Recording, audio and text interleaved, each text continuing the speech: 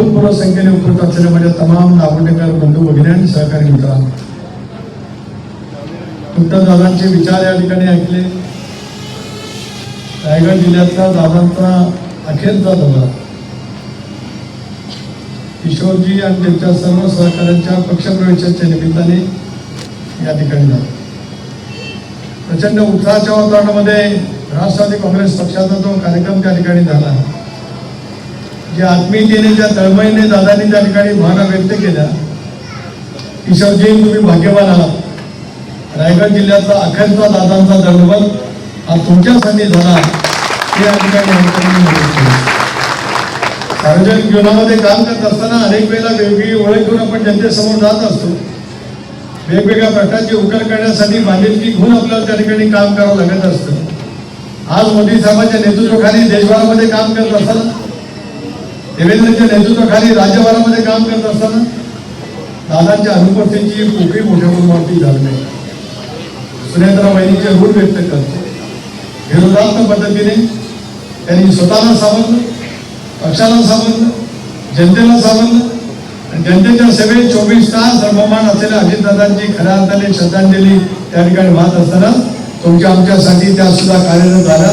त्यांच्या प्रती सुद्धा आदर या निमित्ताने व्यक्त करतो. रायगडच्या जिल्हा परिषदेला आज आपण समोर राहतो.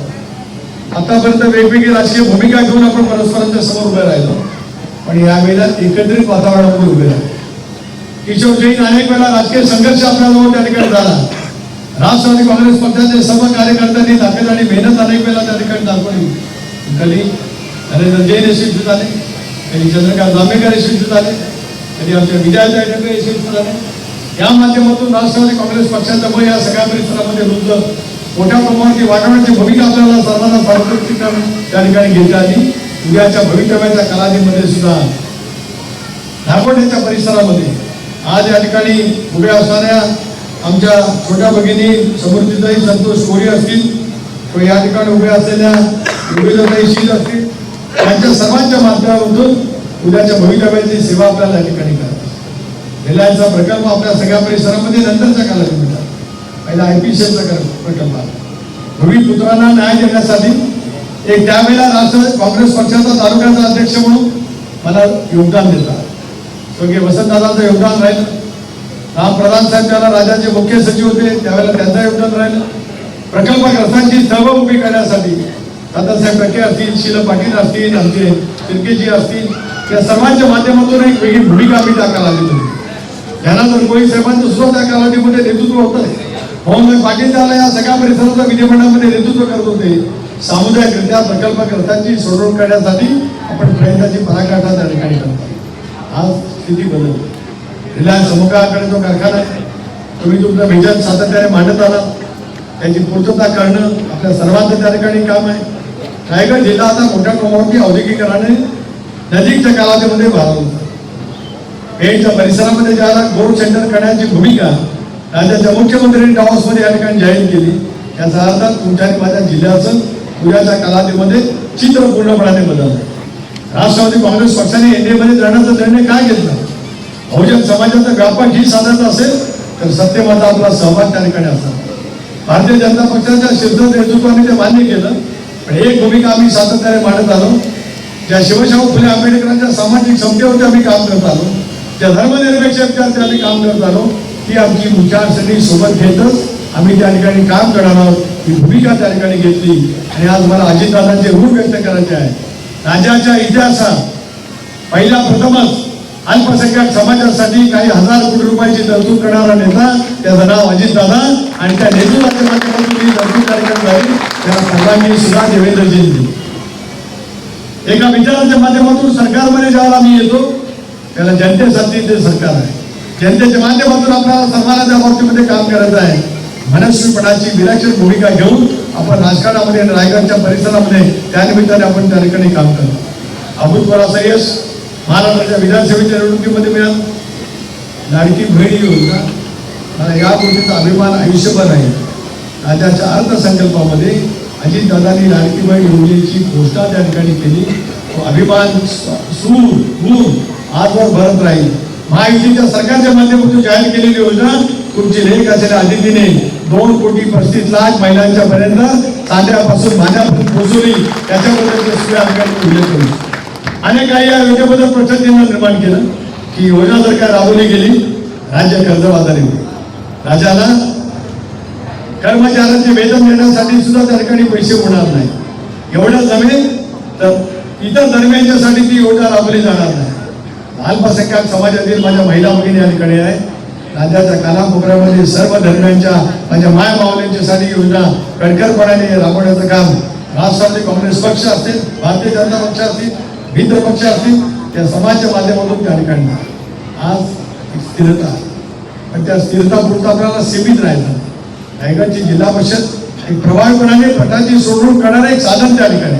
जिल्हा परिषद अध्यक्ष 92 ते 95च्या कालावधीमध्ये जिल्हा परिषदच्या माध्यमातून लोकांची सेवा कशी करता येईल, डोळसपणाने ठळकपणाने त्या ठिकाणी पाहिलं. नागोड्यात प्राथमिक केंद्र असेल, त्यावेळची पिण्याची पाण्याची योजना असेल, शेतपळस पासूनचा अगदी सुकेपर्यंत परिसर असेल, आणि इकडे बडी गोंडवाच्या परिसरापासून आपला अमरोशीचा मागणीचा जायकरचा परिसर असेल, पाटणचे असेल, या सगळ्या परिसरामध्ये. आणि आज आमचे गुरुजी या ठिकाणी आलेले आहेत.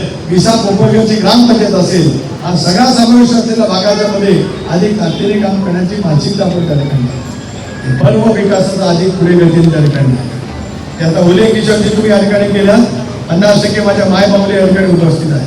मी आज आपल्याला आश्वस्त करतो आहे, रिलायन्सच्या कारखान्याचा विस्तार त्या ठिकाणी होईल, पण विस्तार होत असताना हिचा भूमिपुत्रांचा हक्क शाबूत ठेवूनच तो विस्तार होईल, हे सुद्धा अनेक वेळेला प्रचंड निर्माण केले जातात. आपल्या पक्षप्रवेशाच्या निमित्ताने सुद्धा मी आपल्याला जाहीररित्या अभिवचन दिलं होतं, पण नंतर आचारसंहिता सतत ती आचारसंहिता त्या ठिकाणी राहत राहिली.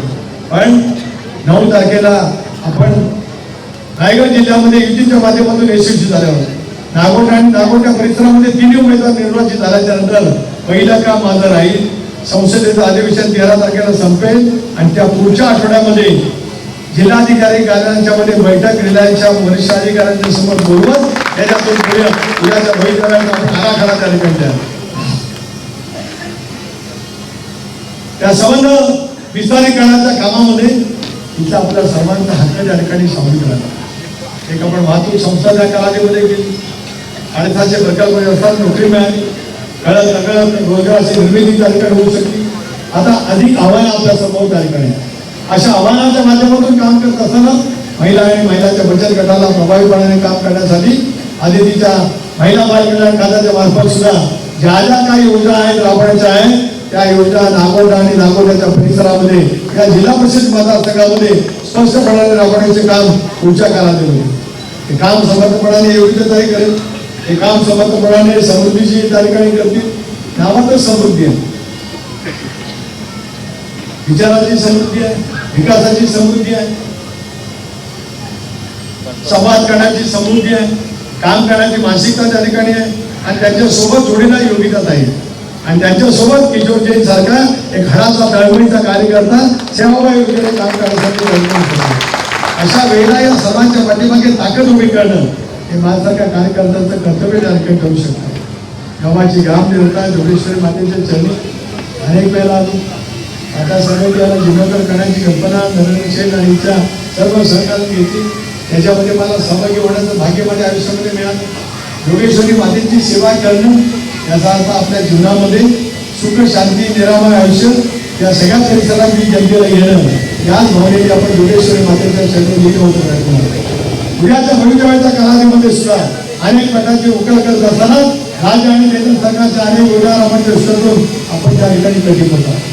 नागोठ्याचा रेल्वे स्टेशन ज्याचा प्लॅटफॉर्मची उंची कमी आहे, अनेक वेळेला त्या ठिकाणी अपघात होत असतात. मी आज तुम्हाला शब्द देतोय, ज्या वेळेला सुनील तटकरे दिल्लीला जाईल त्याला केंद्रीय मंत्र्यांना भेटेल, रेल्वे बोर्डाचा चेअरमनला मी भेटेल, हा सेंट्रल रेल्वेच्या अधिकाऱ्यांना भेटेल, आणि पहिलं काम माझं सुरू होईल ते रेल्वे स्टेशनचं प्लॅटफॉर्म त्या उंचीवरती आणणं, जेणेकरून या ठिकाणी जो प्रवासी उतरणार असेल त्या प्रवासाच्या दृष्टीकोनातून सुद्धा आवश्यक ती खबरदारी त्या ठिकाणी घेतली. उद्याच्या कालावधीमध्ये कदाचित मनमाडसारखं जंक्शन आपल्याला करण्याची पाळी येईल, आणि इतकं आधुनिकीकरण वाढेल, इतकं नागरीकरण वाढेल, त्याला नागोठ्यासारखं महत्वाचं केंद्र तालुक्याची निर्मिती करण्याचा निर्णय ज्याला राज्य सरकार घेईल त्यावेळेला नागोट्याचा पुरस्कार करण्याचं काम सुनील तटकरे प्रामाणिकपणे करेल हा शब्द सुद्धा त्या निमित्ताने देईल. जेव्हा केव्हा निर्णय सरकार करेल त्यावेळी जुन्या आमच्या सर्व नेत्यांची इच्छा आग्रहपूर्वक त्या ठिकाणी याचा अर्थ 10 तारखेपासून तुम्ही आयोग म्हणून का कधी होऊ शकता. हा भाग माझ्या विधानसभा मतदारसंघामध्ये नव्हता म्हणून कधी जुजाबाव झाला. माझ्या लोकसभा मतदारसंघामध्ये आज भाग आहे. आपण सगळेजण एकत्रितपणाने तालुका म्हणून समरसतेने या सगळ्या परिसरामध्ये आपण आयुष्यभर त्या ठिकाणी काम करत आलो. ते नेत्याने पुढे करण्याची जबाबदारी आपल्या सर्वांची पुढच्या कालावधीमध्ये नक्कीच त्या ठिकाणी राहील. किशोर जैनी त्यांचा जाहीरनामा इतका मोठा दिला आहे. वित्तीय योजना, पायाभूत सुविधा, आपत्ती व्यवस्थापन, आणि पाऊस पडला आणि पूर आहे नागोट्यात आला. आपत्ती व्यवस्थापन ऐका ना, गावात पाणी नाही शिरलं तर गावाला लोकांना करमत नाही. स्टँडमध्ये पाणी आलं का बघायला जाणाऱ्यांची गर्दी जी असते ते नागोट्याकरातलं मनातलं जे असतं ते बघायला त्या ठिकाणी जातं. त्याचा अर्थ पूर यावाने आपली व्यवस्था बिघडावी असं नाही, पण पूर आल्याशिवाय सुद्धा करमत नाही हे नागोट्याकरांचं पुढं वैशिष्ट्य त्या ठिकाणी. आणि विरोधातपणाने एखादा प्रसंग आला तर तितक्याच ताकदीने 1989 सालामध्ये नागोट्याची बाजारपेठ उद्ध्वस्त झाली होती. घर उद्ध्वस्त झालं होतं, पण नागोटा स्वाभिमानाने पुन्हा उभं राहिलं.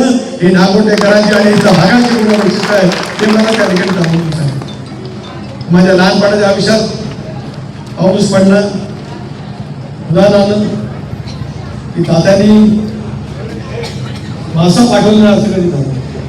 आता मी शाकाहारी आहे, तुम्ही पण शाकाहारी आहात ना? निवडणुकीत पण शाकाहारी असं म्हणतात. गमतीचा भाग सोडा, आपण सगळेजण एका कुटुंब वसन वातावरणामध्ये त्या ठिकाणी वावरतो. आणि म्हणत पाला मासाची चव कशी असू शकते जसं कळायला मिळालं तसं कारखानदारीच्यामुळे आपली गुण वैशिष्ट्य ज्याला कमी होत असतात तेव्हा नव्या पिढीला त्यांच्या मनामध्ये असलेलं बोलणं, उद्याच्या भवितव्याचा विचार हे करण्याची पायाभूत सुविधा निर्माण करण्याचं काम आपल्याला त्या निमित्ताने करावं लागतं. नागोट्यासारखं शहर आज पूर आल्याच्या नंतर जसा परिसर वाढत गेला, औद्योगिकरण वाढत गेलं, नागरिकांना प्रचंड प्रमाणात वाढत आहे, अशा वेळेला गावाच्या आणि परिसराच्या पायाभूत सुविधा अधिक तातडीने निर्माण करणं हे आपल्या सर्वांची जबाबदारी त्या ठिकाणी येते. त्याच्यात लोकसभा सदस्य म्हणून, राष्ट्रवादी काँग्रेस पक्षाचा प्रतिनिधी म्हणून माझी जबाबदारी आहे. धैर्यशील पाटील सुद्धा मदत करतील, खासदारांना रविशेठ पाटील आपले विधानसभा सदस्य आहेत, त्यांची मदत त्या निमित्ताने राहील. आणि या मदतीच्या माध्यमातून आपल्याला अनेक सेवा आणि सुविधा या पुढच्या कालावधीमध्ये नक्कीच त्या ठिकाणी करतात. प्राथमिक आरोग्य केंद्र आहे, त्याच्यामध्ये वेळोवेळी अधिक सुधारणा करण्याचं काम आपण नक्कीच त्या ठिकाणी केलंय. रिलायन्स समूहाला सुद्धा मी याच्या पुढच्या कालावधीमध्ये सांगेल एक अद्ययावत पद्धतीचं मल्टी स्पेशालिटी हॉस्पिटल सुद्धा या सगळ्या परिसरामध्ये उभं राहिलंच पाहिजे हे काम नेतृत्वाने. एखादी गोष्ट घडली, एखादी घटना घडली, एखादी व्याधी झाली तर मुंबईला जाऊन उपचार करण्यापेक्षा मुंबईचे असलेले उपचार माझ्या नागोट्याच्या परिसरामध्ये मिळतील अशी व्यवस्था करण्याचं काम पुढच्या कालावधीमध्ये आपल्याला ठामपणे त्या ठिकाणी करायचं. राज्य सरकारच्या, केंद्र सरकारच्या योजना गावागावापर्यंत पोहोचवण्याचं काम करत असेल जागरूक लोकप्रतिनिधींची आवश्यकता त्या ठिकाणी. मी अनेक वेळा जिल्हा नियोजन मंडळामध्ये किशोर जैन किती नावाने बोलायचे त्यांनी आहे. तो त्यांचा आग्रह कशासाठी होता? आमच्याजवळ वाद करण्यासाठी नव्हता, आपल्या भागाचे प्रश्न सोडवण्याची बांधिलकी त्या ठिकाणी होती म्हणून तशापैकी काम त्यांनी. धनेंद्र जैन ज्याला जिल्हा परिषदेमध्ये निर्वाचित झाले त्यावेळेला सुद्धा त्यांनी प्रामाणिकपणाने काम केलं. शिवराम भाऊ ज्या वेळेला वेगवेगळ्या स्थानावरती पोहोचले त्यांनी सुद्धा त्याच कामाची भूमिका होती. नायकरजी एकेकाळी पंचायत समिती सभापती राहिले, आमच्या शिंदेताई त्या ठिकाणी पंचायत समितीमध्ये काम केलं. याचा अर्थ जनमानसाचं जे आवश्यक असणाऱ्या प्रत्येक बाबी करण्याची पावलं कणखरपणाने उचलणारी टीम आपण या ठिकाणी उभी केली. म्हणूनच भारतीय जनता पक्ष, राष्ट्रवादी काँग्रेस पक्ष, शेतकरी कामगार पक्षाचा पाठिंबा या ठिकाणी मिळाला. हे सर्वांनी मिळून उद्याच्या भवितव्यासाठी आपल्याला त्या ठिकाणी काम करायचं आहे. जाहीरनाम्यामध्ये नमूद केलेल्या अनेक बाबी, स्वच्छतेच्या सुविधा असतील, वाहतुकीच्या सुविधा असतील, इतर काय बाबतीमध्ये असेल, एसटीची सेवा असेल, या बाबतीमध्ये सुद्धा आपण त्या ठिकाणी काम करण्याचा प्रयत्न करू. एवढंच आजच्या प्रसंगी या निमित्ताने मी सांगू शकतो. क्रीडांगणाची आवश्यकता, तुम्ही मला जागा दाखवा, सरकारी आकाराने पण जागा दाखवा.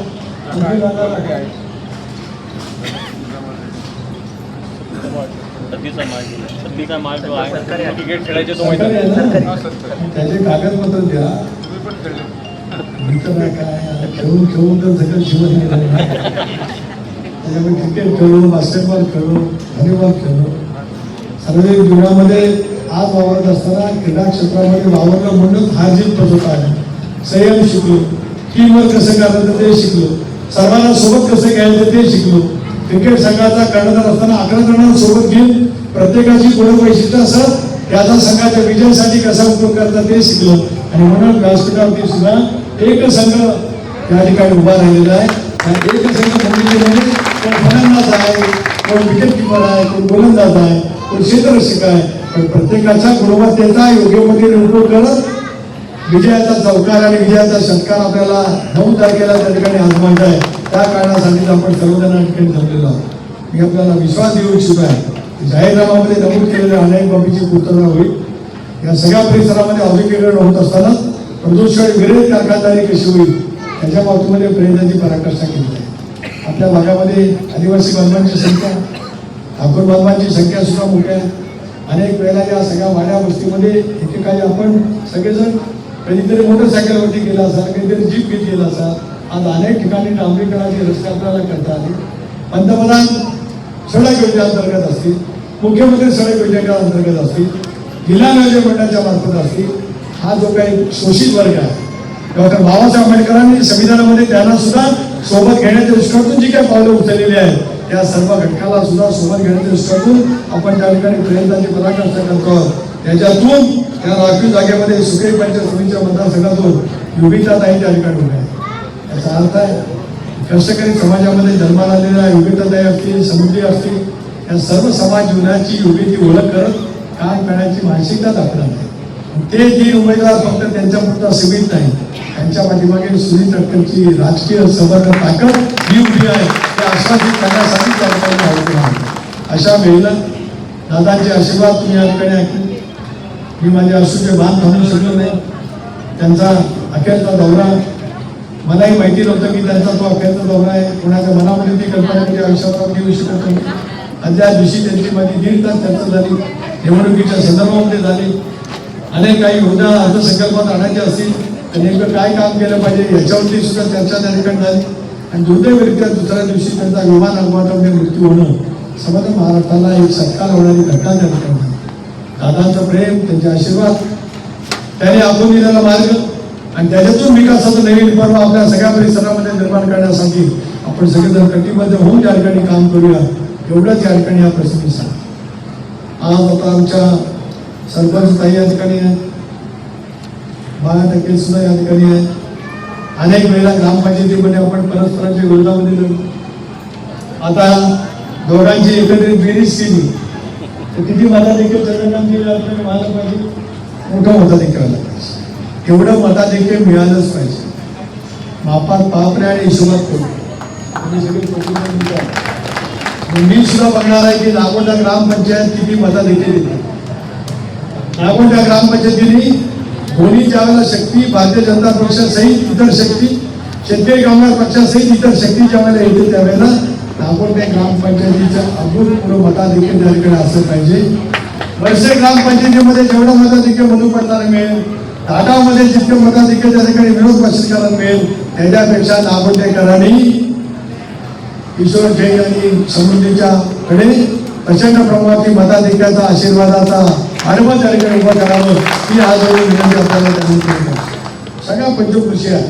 नागोंड्यांची पंचकृषीमध्ये उद्याचं मध्यवर्ती रायगड जिल्ह्याचं एक मध्यवर्ती स्थान आहे. या स्थानाच्या मोहताच्या असलेल्या प्रत्येक बाबीमध्ये ठळकपणाने विकासाच्या कामाची आपल्याला त्या ठिकाणी अंमलबजावणी करायची आहे.